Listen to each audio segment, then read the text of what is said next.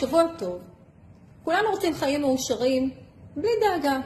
אבל לא הכל בשליטה שלנו, ולכן חשוב להיערך בהתאם. 7 באוקטובר, מחלות, תאונות, מלחמה, ילדים רכים איבדו אמא, אבא ולעיתים אף את שניהם, זה לא קל בכלל. הדבר הופך להיות קשה ומורכב אף יותר אם לא נערכה צוואה. ניקח לצורך העניין דוגמה, האבא נהרג, החוק אז קובע שהאמא והילדים הקטינים הם היורשים, אבל בגלל שהילדים הם קטינים, אז המדינה גם לוקחת את האחריות לשמור על האינטרסים הכלכליים שלהם, ולוודא שבעצם האמא לא נוגסת להם מהירושה.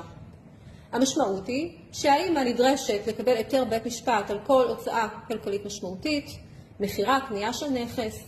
מעבר לכך, אם חלילה שני ההורים הלכו לעולמם או אין הורה בתמונה, אז מישהו צריך להחליט מי יגדל את הילדים, מי ידאג לכלכלה שלהם ומי ידאג לרווחה שלהם. המישהו הזה הוא בית המשפט, והוא יחליט לפי מיטב שיקול דעתו. זו לא בהכרח הייתה הבחירה שלנו. וגם עלולות להיות מלחמות בין המשפחות שכל צד ימשוך לכיוונו. עריכת צוואה חכמה בעצם מטפלת בכל הסוגיות האלה. אנחנו קובעים מי יגדל את הילדים שלנו, אנחנו קובעים מי ינהל את ענייניהם הרכושיים, אנחנו קובעים מה הפעולות שיעשו לטובתם.